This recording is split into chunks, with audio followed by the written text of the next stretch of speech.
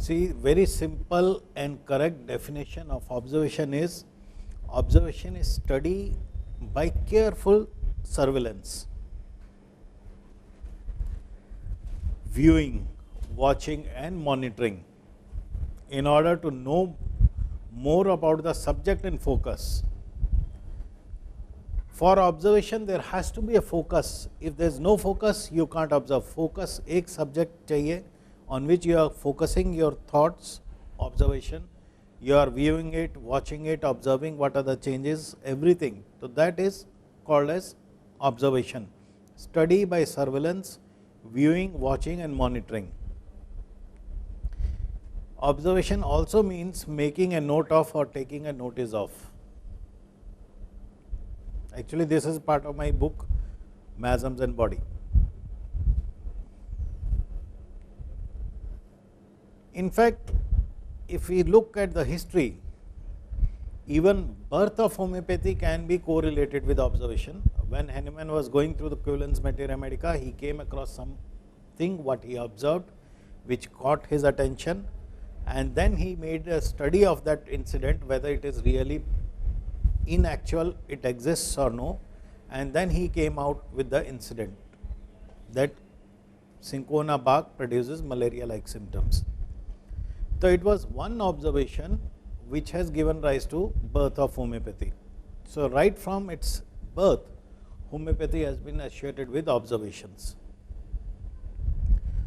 Observations, when interpreted logically, provide absolutely dependable information.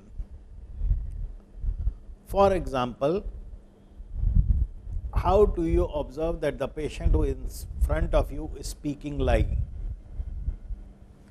What is the guarantee that he is telling you the truth?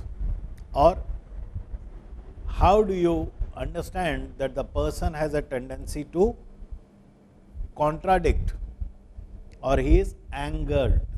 He gets angered easily. When you ask most of the patient, what happens is, if you don't know how to interview properly, the patient will try to give a very good image of his in the first interview.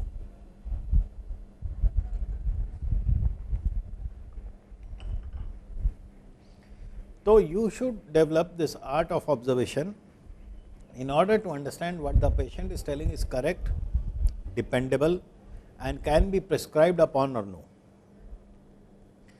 Time and again it has been proved that one that you observe is definitely more important and dependable than what a patient says. Okay? Observations can be used in case taking, case analysis and understanding DOC. What is DOC?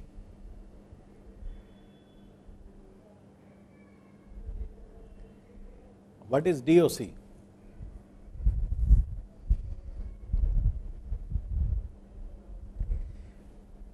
DOC is the actual term given to the phenomena what has been labeled as Herring's law.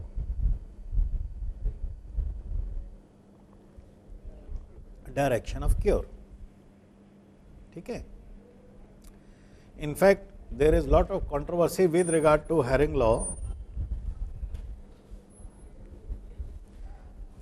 whether it was Herring who gave Herring's law of cure, or whether it was some other doctors who have understood different aspects. So when sometimes we go into details of DOC, looking at the history, we find that the directions of cure were discussed by Hahnemann much before Herring, and when Herring died, in honor, there was a great, you can say, accumulation of homeopaths from world over. There was something like a 2 or 3 day conference. Nobody mentions Herring law of cure at that time. If Herring would have given Herring law of cure, then it should have been there. So Herring law of cure first time appears later on as the days passed by. Before that, and originally it was called as direction of cure. We don't expect Herring law of cure in each and every case. We can't get. There are sometimes constant maintaining factors which may not allow a complete cure. but direction of cure is possible, you have to observe in each and every case. So, observations are very useful in understanding direction of cure.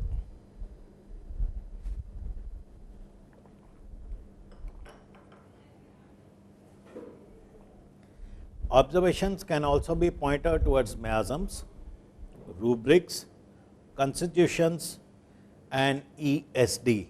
ESD is environmental social dynamics. Some places it is called as life space.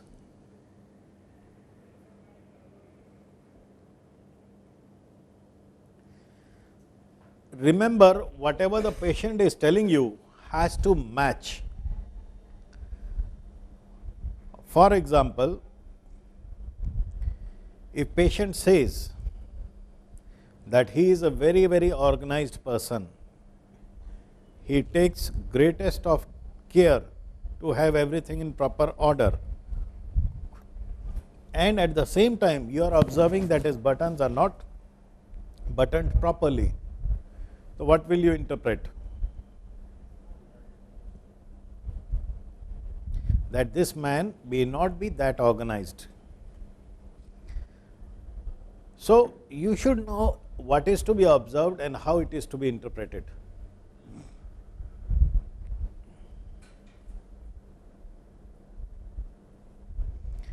Now, the beautiful part is that skills of observation can be God gifted or they can be acquired.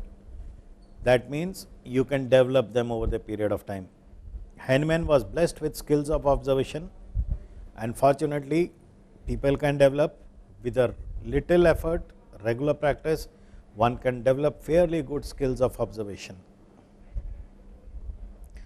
Now, what benefit we get after developing the skills of observation is, you should, how to proceed? You should start observing the physical body, appearance of eyes, nose, lips, ears in every patient, not only patient, all around you. Second, how the person is presenting himself.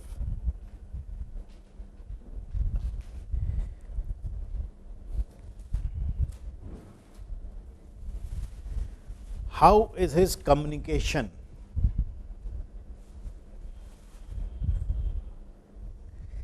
And with respect to behavior pattern and mind reactions.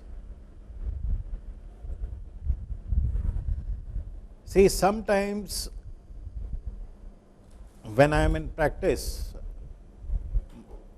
and we know, okay, certain person is a particular constitution, you can always bring out the features of that particular constitution behavior patterns by method of induction and deduction.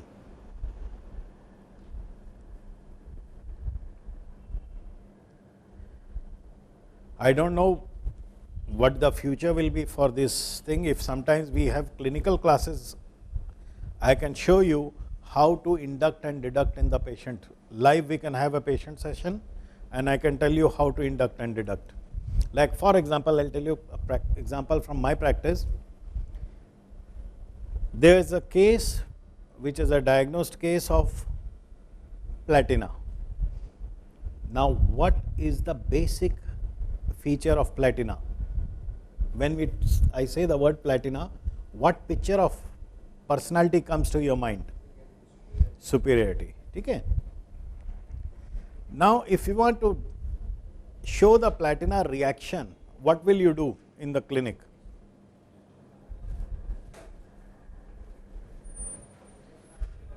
Snub the patient. उसको थोड़ा सा नीचा दिखा दो, show her down, and then you see how it comes up. There was a patient of mine, she was a platina, and what happened? One of my students who had completed his MD and he was with me, he says, "Sir, how have you come to platina?" I said, "Let me show you platina." So my simple question was to that lady, I asked,